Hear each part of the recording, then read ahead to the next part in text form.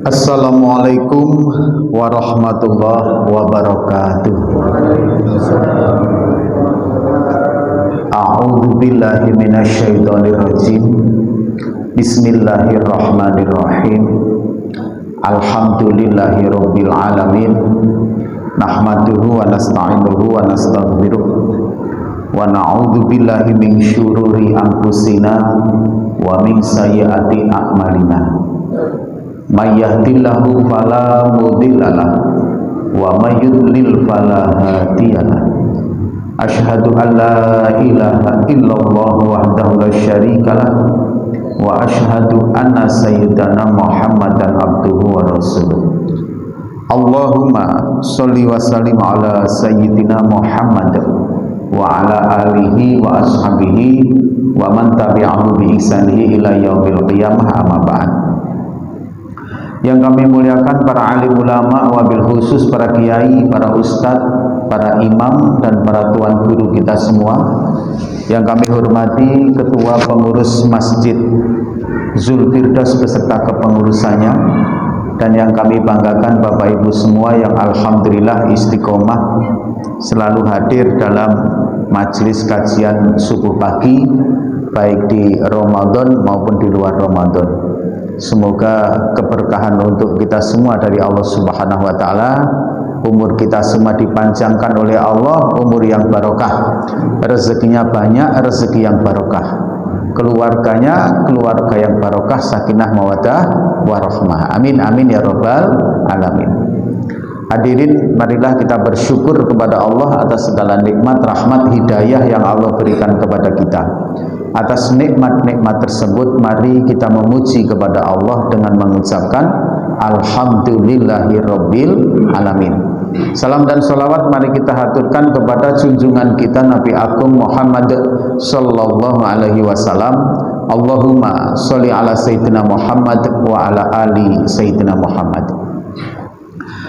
Sebelum kami lanjutkan, hadirin, marilah kita doakan saudara kita di Palestina dengan membaca Ummul Kitab dan surat Al-Fil.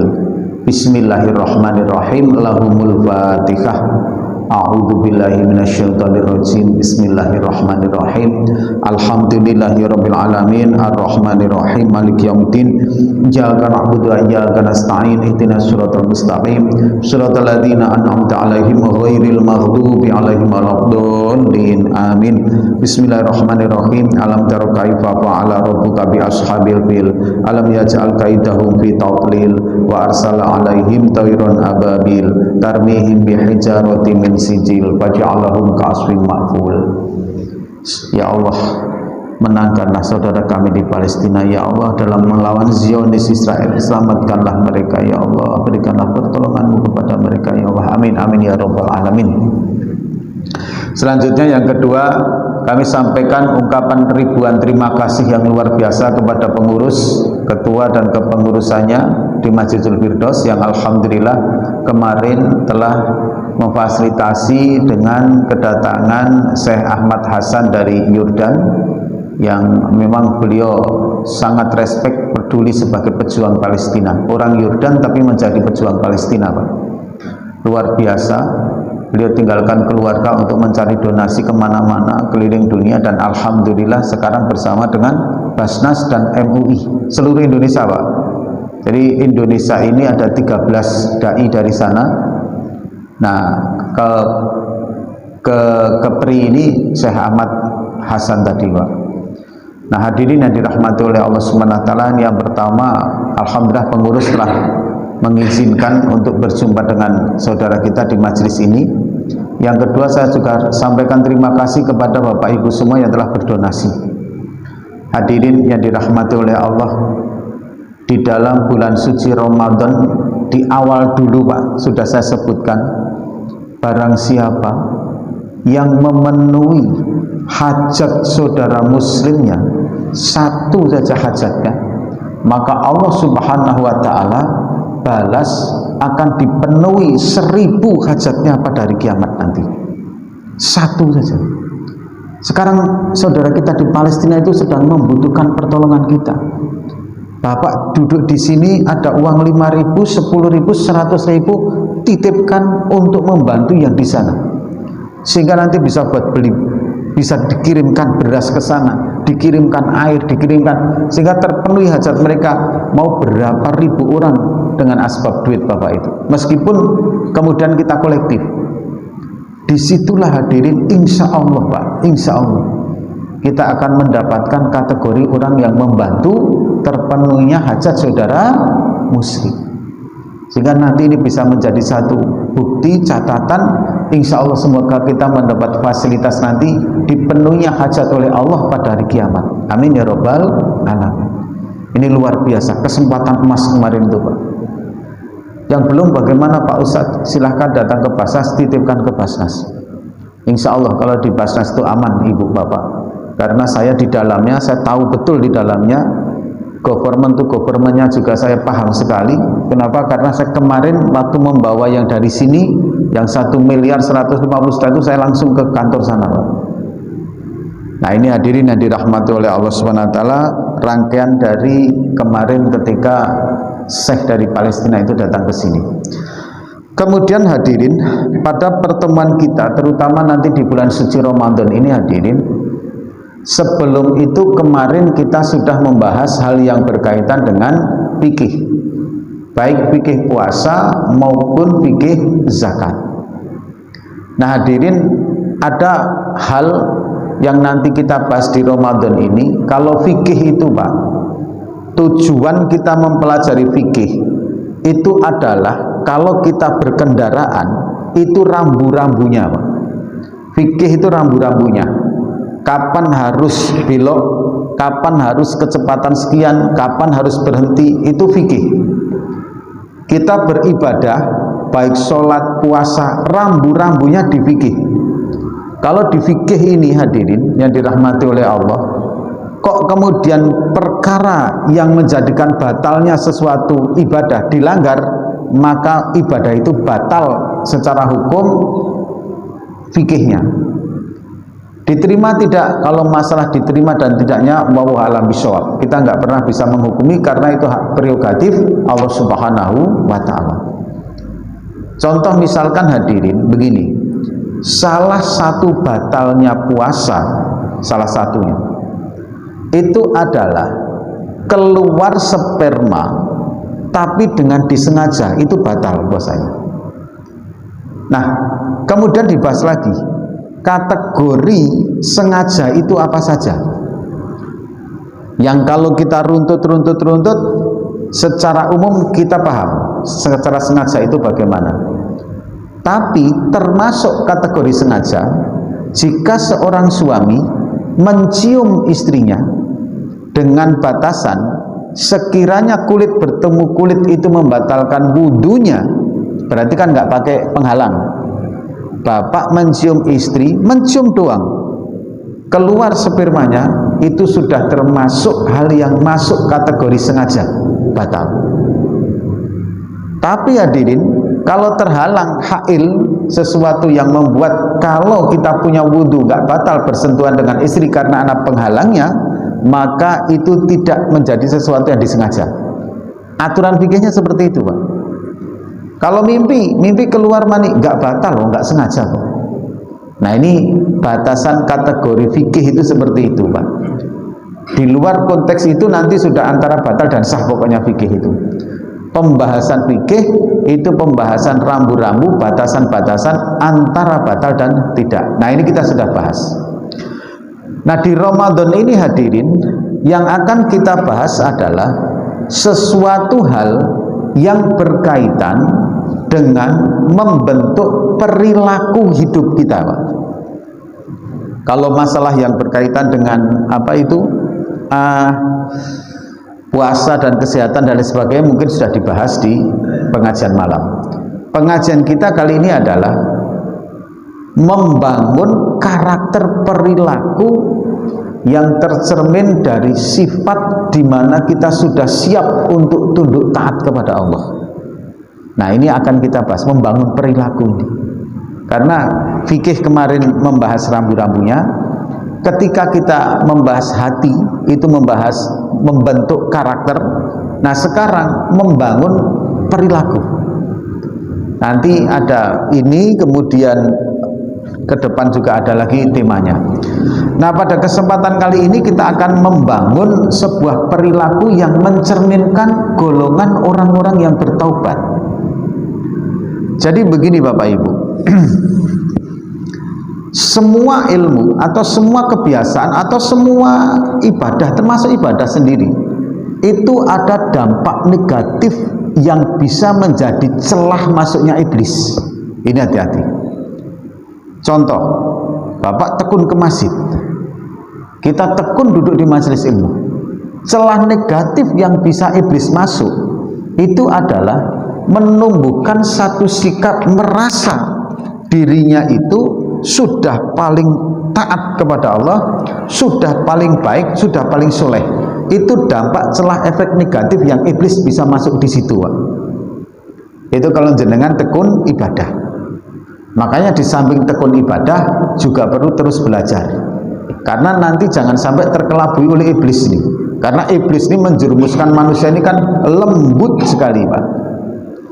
Nah, begitu juga ketika kita melihat dulu, Pak. Kalau kemarin sudah saya bahas di Al-Uswah, sambungannya besok, Pak. Kenapa kita perlu bertobat, Pak? Perlu khauf kepada Allah. Yang pertama, hadirin, Allah subhanahu wa ta'ala sangat berkuasa mutlak terhadap diri kita. Kita ini mau dijadikan apa, mau diapain itu Allah berkuasa, dan kita nggak mampu bisa menolaknya. Sifat mahanya Allah subhanahu wa ta'ala di situ. Sekarang hadirin, yang hari ini sedang ditakdirkan sakit, bisa menolak? Nggak bisa. Hari ini kita ditakdirkan bisa duduk di sini, bisa menolak apa? Nggak bisa. Saya bisa menolak. Tiba-tiba hadirin ada sesuatu hati yang membuat kita enggan untuk bangkit dari duduk kita. Cuma digitu kan nggak bisa kita. Profesi juga begitu. Yang hari ini jadi ASN nggak bisa menolak untuk jadi pengusaha sukses. Yang hari ini jadi pengusaha sukses nggak bisa dia menolak kepingin jadi ASN. Ketika sudah berjalan takdir itu seperti itu. Nanti dikubur juga begitu. Kekuasaan mutlak Allah pada diri kita. Yang kedua, sangat dahsyatnya azab yang Allah berikan kepada hamba-hamba yang dimurkai. Ngeri betul Pak azabnya. Bayangkan hadirin, mohon maaf ini Pak, ketika ahli neraka itu haus, kemudian saking sangatnya kehausannya, itu disodorkan timah yang mendidih, baru didekatkan saja kena asapnya mengelupas Pak dagingnya itu Pak. Tapi diminum juga oleh ahli neraka saking hausnya. Begitu diminum, mulai dari kerongkongan dada ikut meleleh Pak. Sakitnya kayak apa? Itu dampak luar biasanya dari azab Allah Subhanahu wa ta'ala. Yang ketiga, nggak bakalan mampu kita Pak. Nggak bakalan mampu Pak. Kita ini menanggung azab yang Allah berikan kepada kita. Adanya cuman pasrah, sudah nggak mampu Pak. Makanya kita ini ketika melihat, mengingat seperti itu, di sisi lain dosa kita ini Masya Allah Pak, luar biasa. Dulu mungkin pernah berzina, dulu mungkin pernah makan duit haram, dulu mungkin kita pernah durhaka kepada orang tua kita, dulu kita nggak mau sholat, nggak mau puasa, bolong-bolong sholatnya, bahkan Jumatan aja nggak mau datang ke masjid Pak. Di sisi lain halal haram sikat gasak semua Pak, seakan-akan nggak ada yang kita takuti Pak. Begitu tua baru terasa, ketika duit halal haram yang kita kumpulkan habis nggak tersisa, tinggal kita menanggung konsekuensi adabnya. Perzinahan yang pernah kita lakukan semuanya hadirin, yang dulu pernah kita tertawa di atas maksiatan tersebut, sekarang tinggal penyesalannya, mengingat dosanya. Begitu juga dengan kezaliman-kezaliman yang kita kerjakan, terduduk kita Pak nangis Pak, dibandingkan dengan azab yang Allah berikan nanti. Naudzubillah min dzalik. Nah hadirin yang dirahmati oleh Allah Subhanahu wa ta'ala, maka ketika melihat, mengingat itu, kemudian mengingat azabnya Allah, perilaku kita dengan azab, akhirnya kita bertobat. Nangis nyeselin Pak, duduk nangis. Nah, celah iblis masuk ini Pak. Sisi negatif ketika kita bertobat yang dimasuki celah iblis ini begini. Timbullah karena saking kusuknya, saking kuatnya kita dalam bertobat, maka muncul rasa was-was. Diterima nggak tobat saya oleh Allah Subhanahu wa taala? Karena saking gedenya, saking banyaknya dosa yang dikerjakan, muncul keraguan-keraguan itu. Nah hadirin, kalau muncul keraguan-keraguan itu, segera tepis hilangkan. Orang yang bertobat kepada Allah atas dosa-dosanya, kemudian kok muncul satu sikap, satu perasaan bahwa dosanya ini tidak akan diampunkan oleh Allah karena saking banyaknya, maka sikap dosa, sikap merasa tidak akan diampunkan oleh Allah dengan dosa yang sudah dikerjakan ini, hitungannya masih lebih gede dosa merasa tidak diampunkan ini Pak. Dan iblis akan masuk ke situ, nggak usah tobat, kamu dosanya sudah gede kok, nggak diterima tobat kamu, diide-idein terus Pak kita, dikili-kili kayak gitu. Padahal justru sikap bahwa ketika kita bertobat nggak diterima oleh Allah karena saking gedenya, sikap itulah yang menjadi dosa yang lebih besar dari kemaksiatan yang sebelumnya. Kok bisa?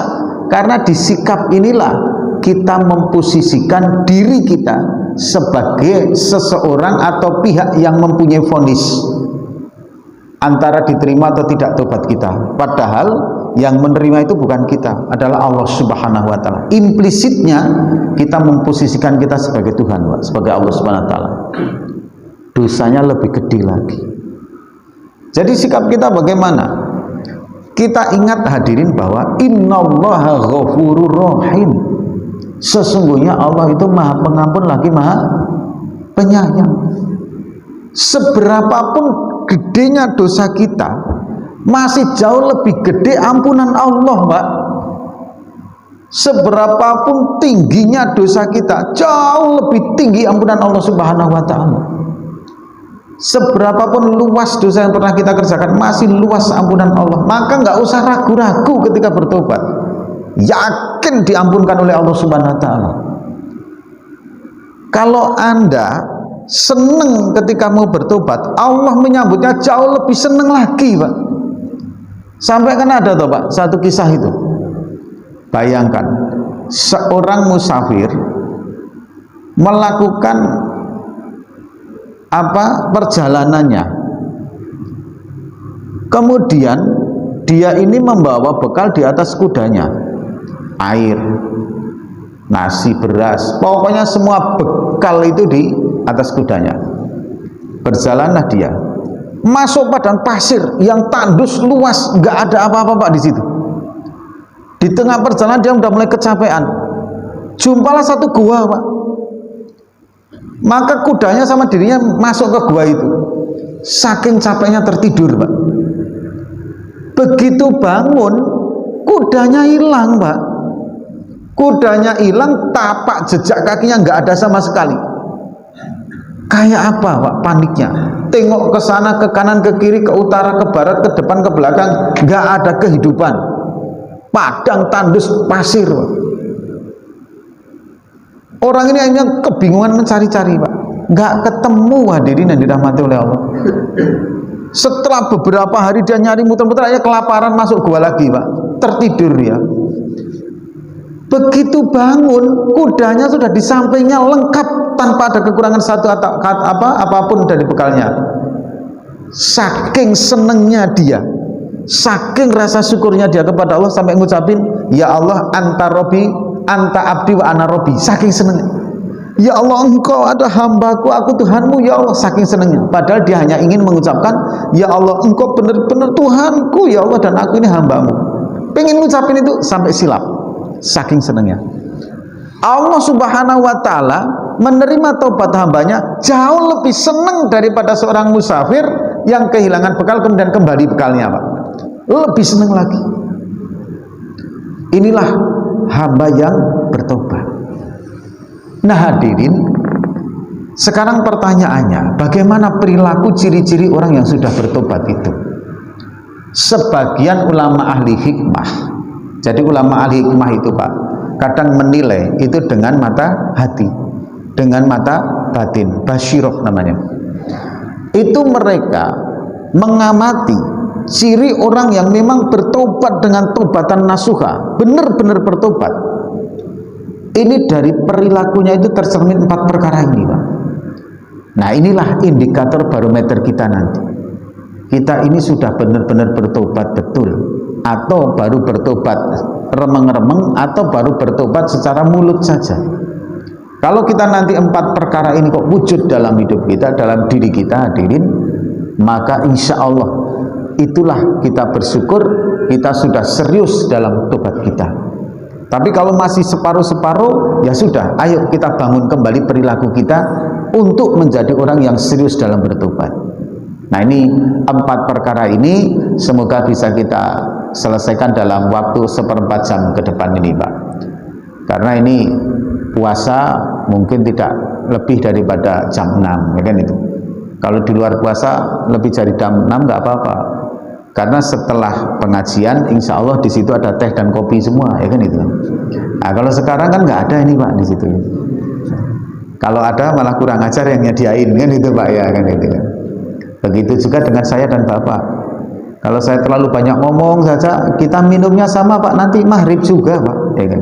Bukan berarti saya ngomong kemudian di rumah langsung ada minuman, ya kan itu. Nah, hadirin yang dirahmati oleh Allah Subhanahu wa taala, faqala ba'dul hukama, sebagian orang-orang ulama-ulama ahli hikmah itu mereka memberikan satu isyarat, ta'rifu taubatan ar-rajul bi arba'atin, bi arba'ati asya. Ada seseorang itu bisa diketahui dia ini benar-benar bertaubat atau tidaknya, atau tobatnya itu serius atau masih main-main. Itu bisa diketahui dari 4 perilaku yang sering dibuat dalam dirinya. Yang pertama, al-awalu, yang awaluha, yang pertama, ayumna'a lisanahu minal fudul wal ghibah wan namimah wal kadab. Yang pertama, hadirin, seseorang yang memang benar-benar bertobat serius, maka dirinya mampu mengendalikan, memanage, dewasa dalam hal yang berkaitan dengan mengeluarkan kata-kata. Ini ciri yang pertama. Dia tahu kalau saya bersuara kayak gini ini hanya membuat orang sakit, maka dia nggak akan bersuara. Dia sadar kalau saya ngomong kayak gini ini, omongan sini nggak ada manfaatnya, cuman sia-sia saja. Minal fudul itu dari omongan yang berlebihan. Ini berlebihan saja, nggak ada kaitannya apapun. Maka cukup saya mampu mengendalikan ini. Atau lebih dahsyat lagi, omongan yang mengandung namimah, adu domba. Ini Bapak, Ibu, mohon maaf, hati-hati sekarang. Mendekati, ini alhamdulillah sudah berlalu. Mendekati pesta politik, itu biasanya ada memang yang dibayar khusus untuk mengadu domba. Jangan sampai mau, Pak. Meskipun dibayar dengan separuh dunia, la yadkhulul jannah an-namimah. Orang yang mengadu domba itu tidak masuk surga. Tapi tidak masuk surga yang seperti apa walam, karena kalau muslim tetap masuk surga juga gitu loh. Ini hadirin ancaman yang luar biasa kepada orang tukang pengadu domba ini. Kalau dulu pengadu domba itu si B ketika mendengar si A menghujat si C, maka si B mengadukan. Kemudian si C membalas, sama si B diadukan ke si A. Ini namanya tukang adu domba, model lama. Model sekarang nggak gitu, Pak. Direkam, Pak. Si B memprovokasi si A, ngomonglah kejelekan si C, direkam. Ketemu dengan si C, disetel rekamannya, ayo ngamuk si C-nya, Pak. Gitu. Atau menjatuhkan seseorang. Hati-hati, Pak, ngomongin kejelekan orang. Ini yang pernah saya sampaikan, mungkin masih ingat Bapak. Saya misalkan begini, Pak, saya bertandang ke rumahnya Pak Ketua Pengurus, misalkan gitu, Pak, ya. Assalamualaikum, waalaikumsalam. Mainlah saya silaturahmi ke Pak Ketua. Habis silaturahmi saya keluar, Pak, kepleset saya. Kemudian saya mau memakai tangannya untuk menyanggah. Terkilir saya Pak sini Pak. Akhirnya kata Pak Ketua, Masya Allah, Pak Ustadz kenapa? Ini gini Pak Ketua. Ditengok bengkak Pak saya Pak. Ya kan? Udah, saya tutupin. Enggak apa-apa Ustadz, enggak apa-apa. Padahal sakit sekali. Saya pulang, saya urut. Pagi harinya saya ceramah di sini Pak. Sama bapak tadi saya dikasih air. Kemudian saya buka air. Pak Ketua ada di sini. Saya minum, yang terkilir kanan. Saya minum pakai kiri. Ada media sosial. Bapak melihat saya minum pakai tangan kiri. Media sosial kemana-mana tangan kiri semua. Semua orang akan menghujat saya Pak. Wah Ustadz Fauzi minum di depan orang pakai tangan kiri, katanya Ustadz nggak tahu adab gini-gini. Wah Ustadz gadungan. Wah Ustadz nggak karuan suaranya. Netizen kalau ngomongan gitu Pak. Bapak sendiri ragu-ragu. Ini Ustadz kok kayak gitu sih, minum tangan kiri di depan umum lagi. Nggak sopan, apa nggak ngerti hadis? Katanya ngerti hadis, katanya ilmu agama. Wah nggak karu-karuan. Apalagi didasari dengan kebencian pula. Dan nggak suka pula sama saya. Tambah-tambahin Pak, nggak karuan lagi. Tapi Pak Ketua yang melihat kejadian aslinya, dalam hati dia bilang begini, ya Allah kasihanlah betul Ustadz Fauzi ini, saking sakitnya tangannya, ngangkat air aja nggak bisa, berarti itu sakit betul. Kesan saya kepada orang yang mengetahui, yaitu Pak Ketua, baik, positif. Yang tidak mengetahui negatif semua Pak. Begitu juga kita hadirin. Kadang kita tidak tahu menahu tentang hal orang lain, wah menilai, beng. Orang yang benar-benar bertaubat mampu memanage itu.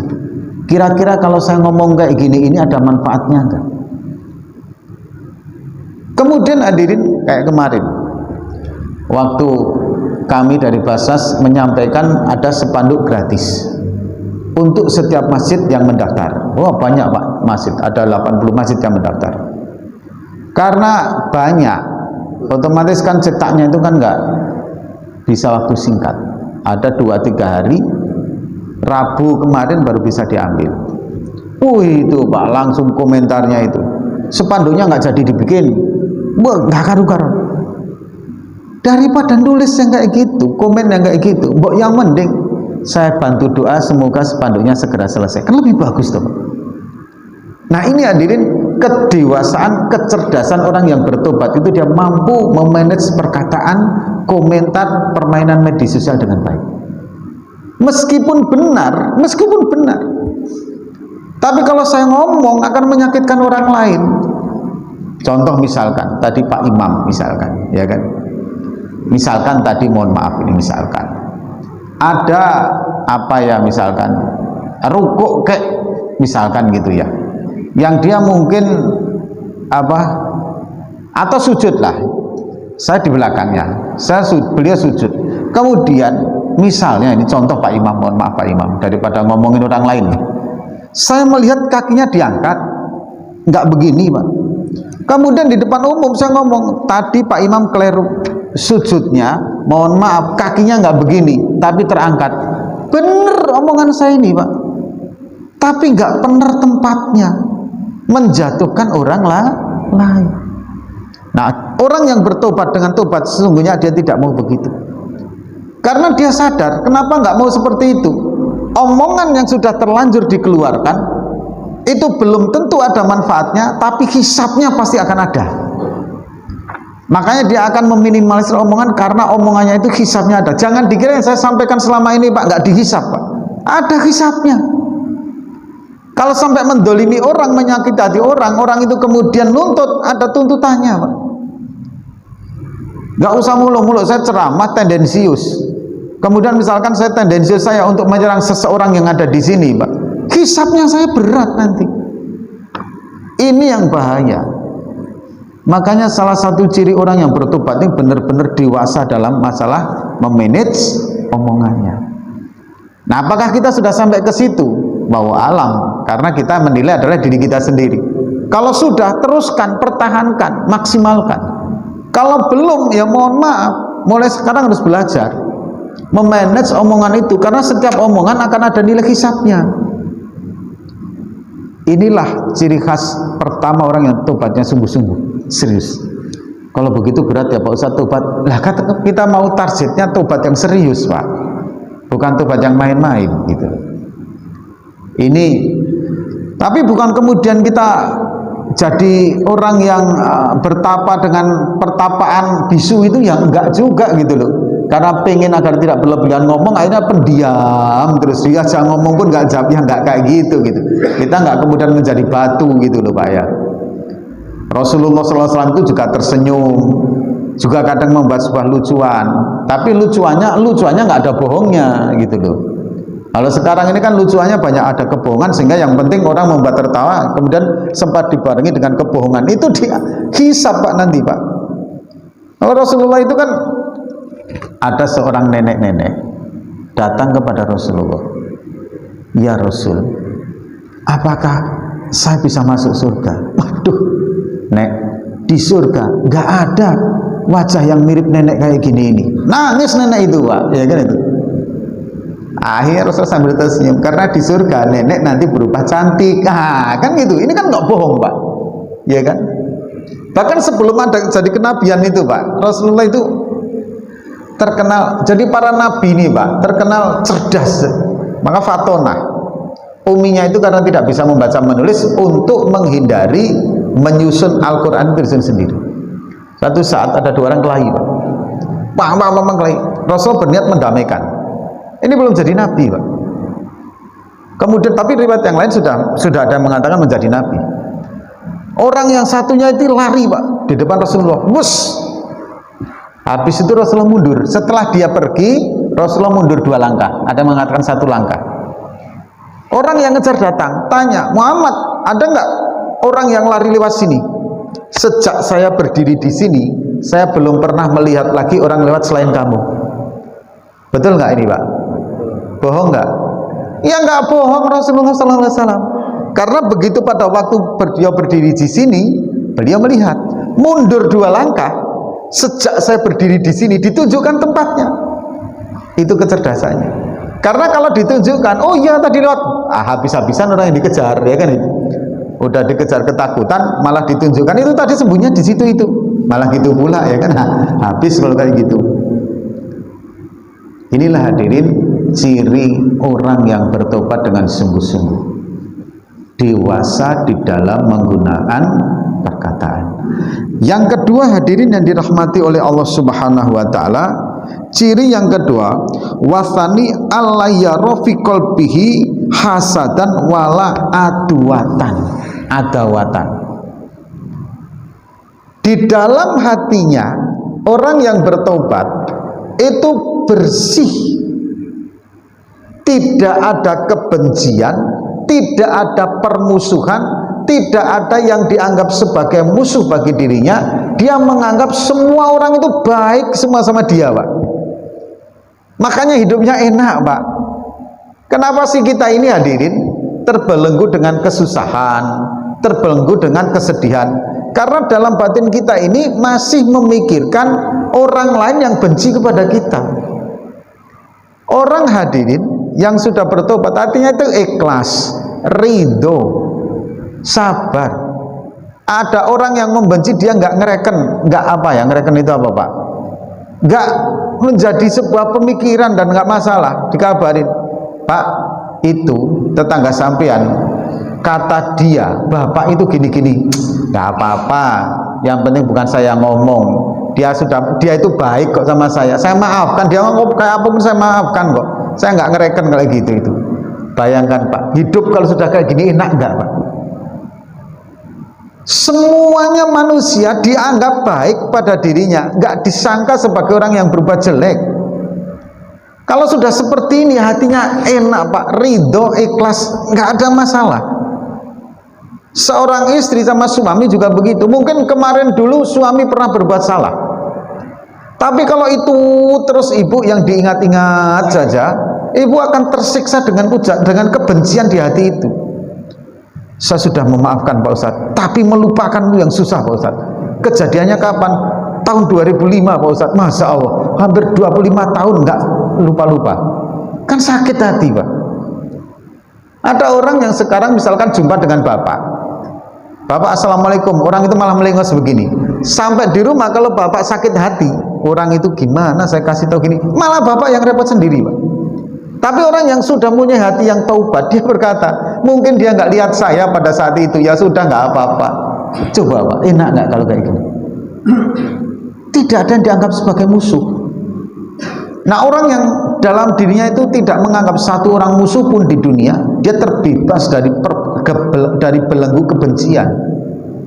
Nggak ada pikiran untuk membalas, nggak ada pikiran untuk mencelakai orang, nggak ada pikiran untuk membenci orang. Yang susah ini kan kita masih punya pikiran membenci orang. Kita masih punya pikiran, orang itu kok kayak gini ya sama saya, ada apa ya? Akhirnya kita menggagas macam-macam. Susah akhirnya kita. Coba kalau kita sudah, dia berbuat baik, saya juga berbuat baik. Dia berbuat jelek, saya juga masih berbuat baik kok. Karena baik semua orang sama saya. Ceramah kayak gini, Pak, ya kan? Bapak nggak suka sama seseorang ustadz, sudahlah, kalau ustadznya itu ceramah, Bapak mesti akan pergi, Pak. Akhirnya Anda meninggalkan 1001 macam kebaikan di dalam majelis taklim itu. Alasannya apa? Saya nggak suka sama ustadznya. Akan ada kebencian, jadi rugi sendiri kan. Tapi kalau nggak ada kebencian, udahlah, mau ustadznya siapa saja, yang penting ngaji dapat pahala, selesai. Enak. Ada kebencian dengan teman misalkan, Pak, kenapa Pak nggak sholat di Masjidil Firdaus?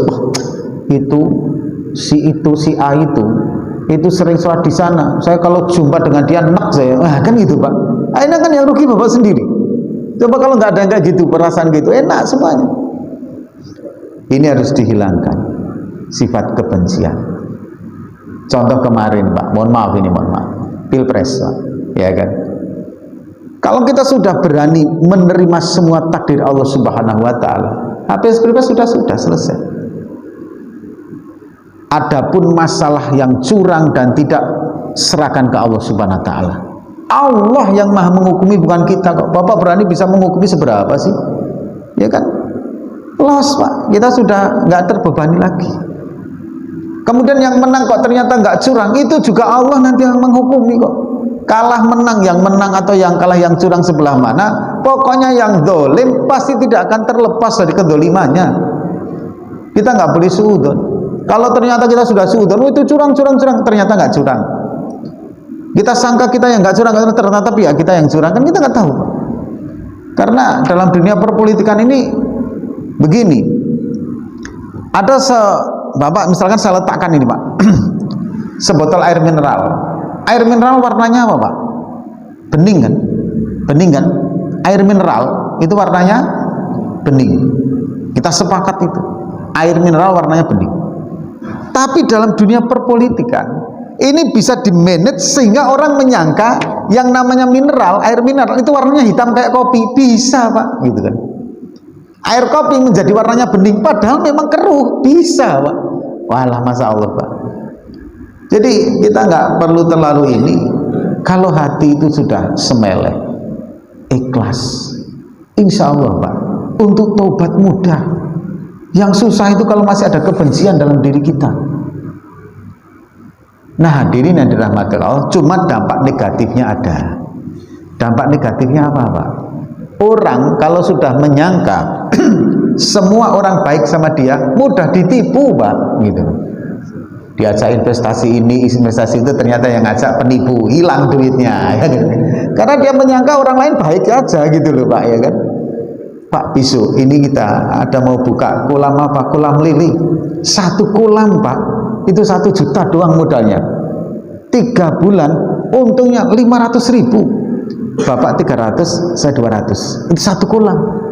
Bapak punya berapa kolam? Yang kosong, Pak, masih 50 kolam. Bapak mau berapa kolam? Langsung, wah, ini orang baik ini, kayak saya ini, ya kan. Tanam modal 25 juta, hilang orangnya, ya kan, itu kan. Nah, itu efek negatifnya karena mudah percaya. Tapi insya Allah meskipun hilang karena jenengan, wah, Masya Allah, ternyata tertipu oleh orang baik gitu kan. Orang baik tapi nipu gitu kan, aneh. Allah ganti dengan yang lebih baik, insya Allah. Amin, ya kan. Yang menjawab amin pasti pernah tertipu ini ya kan. Ini jenengan tertipu di situ, Allah ganti dengan yang lebih baik. Anak kuliah dimudahkan oleh Allah. Anak punya hajat dimudahkan. Jenengan daftar haji yang seharusnya 5 tahun lagi, tiba-tiba besok langsung dipanggil lagi. Pak, bapak dulu berangkat. Amin ya Rabbal alamin. Kita nggak pernah tahu. Allah mengganti rezeki kepada kita ini kalau kita ikhlas. Makanya hadirin, daripada banyak ketipu, nggak usah investasian, kan itu banyak. Nah hadirin yang dirahmati Allah, ini dulu, mohon maaf sudah lebih dari 5 menit. Yang dua apa? Insya Allah kita akan sambung di pertemuan yang akan datang. Membangun karakter perilaku, mohon maaf, membangun perilaku orang yang telah bertobat dengan serius kepada Allah Subhanahu wa Ta'ala. Semoga kita menjadi hamba Allah yang betul-betul bertobat, yang tobatnya diterima oleh Allah Subhanahu wa Ta'ala, dan taat kepada Allah sampai yaumul qiyamah. Amin amin ya rabbal alamin. Kita tutup dengan doa kifarah majlis. Subhanakallahumma wa bihamdika asyhadu an la ilaha illa anta astaghfiruka wa atubu ilaik. Wassalamualaikum warahmatullahi wabarakatuh.